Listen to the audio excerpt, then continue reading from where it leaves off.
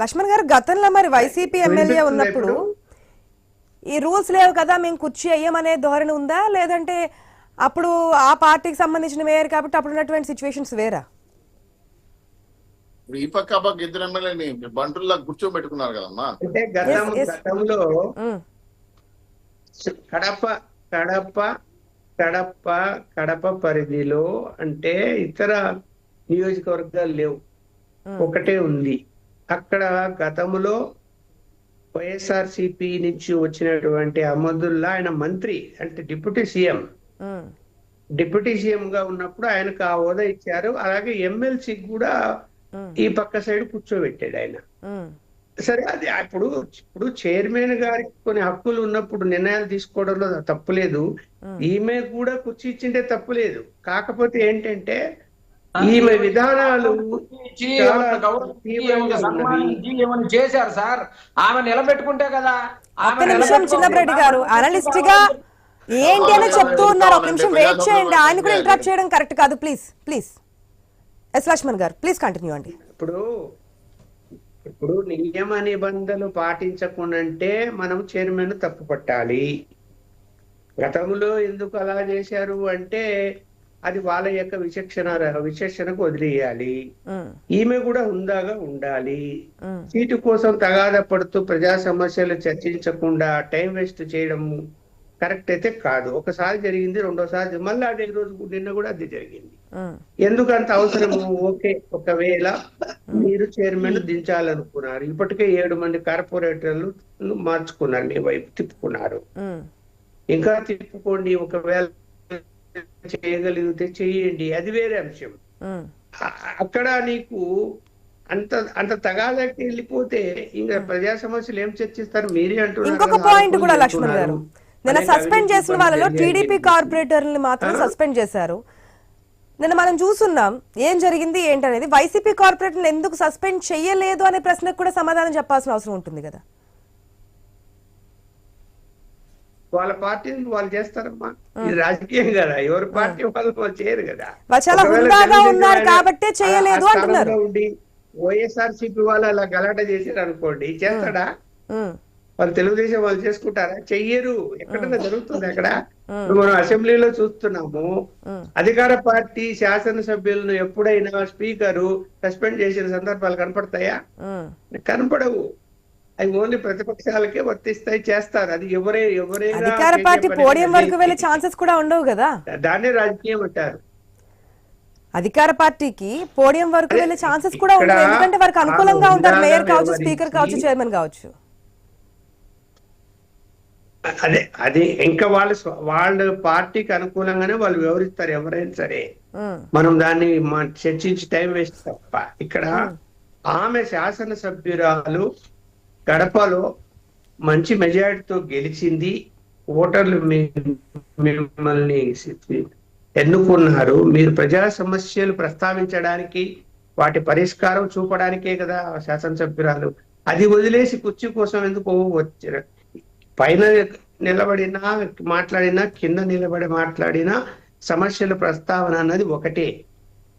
ఖచ్చితంగా ఆమె ఒకవేళ కుర్చీ ఇవ్వకపోతే, నీకు ఇష్టం లేకపోతే అసలు ఆమె రావాల్సిన అవసరం కూడా లేదు. ఆమె కోఆప్షన్ సభ్యులు తప్ప ఆమె రెగ్యులర్ మెంబర్ కాదు. ఆమె రావచ్చు, రాకపోవచ్చు, ఆమె ఇష్టం. అది రాకపోయినంత మాత్రాన ఆమెకి ఏమన్నా శిక్షలు ఉన్నాయంటే ఏమి ఉండవు. రావచ్చు, రాకపోవచ్చు. ఒకవేళ వచ్చినా ఆమె బాయ్కాట్ చేసి కూడా వెళ్ళొచ్చు. నాకు అవమానం చేస్తున్నారు, సీటు కూడా ఇవ్వలేదు, నేను వెళ్ళిపోతున్నా అంటే సభ సాఫీగా జరిగేది కదా. మిగతా వాళ్ళు ప్రశ్నలు వేసేవాళ్ళు, చర్చ జరిగేది.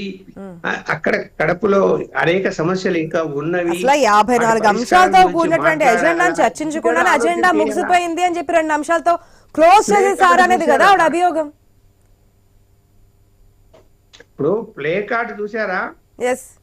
కుర్చీ కోసమే ప్లే కార్డులు కనిపించాయి. ఒక్కటి ఆరోపణ, ఎవరో 4 అంతస్తులు కట్టుకున్నారంట, అది 2 అంతస్తులకి అనుమతి ఉంది అని.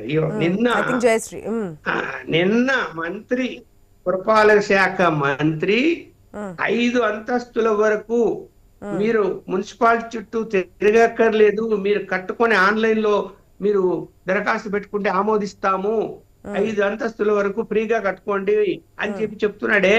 ఉమ్, ఆడ 2 అంతస్తుల నుంచి 4 అంతస్తులు కట్టారు అంటే దానికి కొలుస్తారు, దానికి ఫైన్ వేస్తారు, ఉమ్. ఛార్జీ వసూలు చేస్తారు. అదే దాని గురించి అంతే తప్ప అదేమన్నా ఆఫ్టర్ దట్ ఈ ఆక్రమించి ఇష్యూలన్నీ కట్టి నడిచిన ఉంటే తర్వాత కుర్చీ కొట్లాట అంతా పూర్తయిన తర్వాత ఏంటి అజెండాలు ఇన్ని అంశాలు పెట్టాము, వాటర్ మురుగ్గా వస్తుందని పెట్టాము, వాటర్ 3 daysకి ఒకసారి వస్తుందని పెట్టాము, ఈ డ్రైనేజీలు ఇవన్నీ కూడా మాట్లాడడానికి మేము 54 అంశాలతో పెడితే 2 నిమిషాలు మాట్లాడి అజెండా పూర్తయిపోయిందని వెళ్ళిపోతున్నారు. ఎందుకంటే ఆయన చేసినటువంటి అవినీతి గురించి మేము మాట్లాడుతున్నాం కాబట్టి సహించలేకపోతున్నారు. ఇది ఎంతవరకు కరెక్ట్? ఇంతమంది సమయాన్ని వృధా చేసినట్టు కాదా అని చెప్పి ఆమె మాట్లాడున్నారు. ఒక పాయింట్ ఆమె మాట్లాడుతున్నారు, అవి రావాల్సిన అవసరం లేదు, వచ్చినా సరే ఈ విధంగా మాట్లాడాల్సిన అవసరం లేదని. కానీ మేయర్ ఆ చైర్ లో కూర్చున్నప్పుడు 2 పార్టీలు సమానంగా చూడాలి. రాజకీయాల్లో ఒక పార్టీనే చూస్తారు అనుకున్నప్పటికీ కూడా 2 పార్టీలు సమయం అయితే ఇవ్వాలి.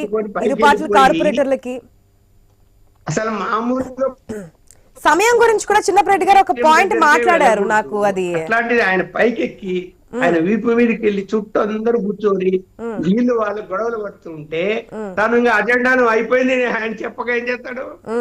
ఏం చేయలేడు కదా. ఇక్కడ నిస్సహాయుడు అయిపోయాడు కదా, మాట్లాడడానికి కూడా అతను మాట్లాడడానికి కూడా అవకాశం లేదు. సో ఇద్దరు ఫెయిల్యూర్ అయినట్టేనా? ఎమ్మెల్యే వెళ్ళి నియోజకవర్గ సమస్యల గురించి పట్టించుకోకుండా 2 పార్టీల కార్పొరేటర్లు, ఇటు ఎమ్మెల్యే అటు మేయర్ అందరూ కూడా విఫలమైనట్టేగా. అంతే కదా, నేను ఇద్దరిని తప్పుపడుతున్నా. నిజంగా చైర్మన్ హుందాగా వ్యవహరించి ఆమెకు సీట్ ఇచ్చింటే ఈ సమస్యనే లేదు. ఏమిస్తే ఏమవుతుంది? మీరు ఇంతకు ముందు ఇచ్చారు కదా మీ పార్టీ వాళ్ళకు, ఆమె మహిళ విప్పు, ఆమెను గౌరవించి పైన కుర్చీ వేసింటే సమస్య ఉండేదే కాదు. మేము గౌరవించి సన్మానించాము, ఆ గౌరవాన్ని ఆవిడ కాపాడుకోలేదు, చెత్త గురించి ఇంత రాద్ధాంతం చేస్తారు కాబట్టి ఇప్పుడు ఎట్లా గౌరవిస్తామన్నారు? అది కరెక్ట్ పాయింట్ అంటారా? ఇంటి ముందు ఒక్క నిమిషం చిన్నప్పరెడ్డి గారు, ఒక్క నిమిషం ఆయన ఆన్సర్ చెప్పనివ్వండి. లక్ష్మణ్ గారు, ఇప్పుడు ఆమె శాసనసభ్యురాలుగా ఎన్నిక కావటాన్ని గౌరవించారు, అది ఓకే. బట్ ఏదైతే సంప్రదాయాలు ఉన్నాయో అవి పాటించాలి కదా. ఇప్పుడు అంతకు ముందు నువ్వు మీ పార్టీ వాళ్ళని కూర్చోబెట్టుకున్నప్పుడు నువ్వు సంప్రదాయం స్టార్ట్ చేసావు, ఇప్పుడు ఆమెను కూడా కూర్చోబెడితే అదే సంప్రదాయం హుందాగా ఉండేది కదా. అలా కాకుండా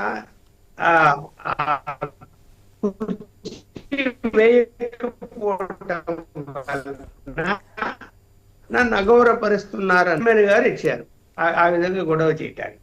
కూర్చేసింటే అవకాశం, ఆమె మాట్లాడడానికి అవకాశం ఉండేది కాదు కదా, అయిపోయేది.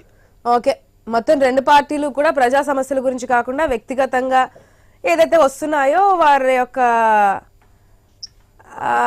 బాధ్యతలు విస్మరించి చేస్తున్నారు అనుకోవచ్చు. గొడవ పెడితే సమస్య ఒక్క నిమిషం శ్రీనివాస్ చౌదరి గారు, ఒక్క నిమిషం. ప్యానెల్ లో శిరీష్ గారు ఉన్నారు జనసేన నుంచి. శిరీష్ గారు గుడ్ మార్నింగ్ అండి. Good morning. శిరీష్ గారు, జరిగింది మొత్తం చూస్తున్నారు, నిన్న ఏం జరిగిందో చూసారు, వాళ్ళ డిబేట్ లో కూడా చూస్తూ ఉన్నారు. అసలు ఏంటి ఈ 2 పార్టీలది తప్పే అనేది అనలిస్ట్ గా, సీనియర్ జర్నలిస్ట్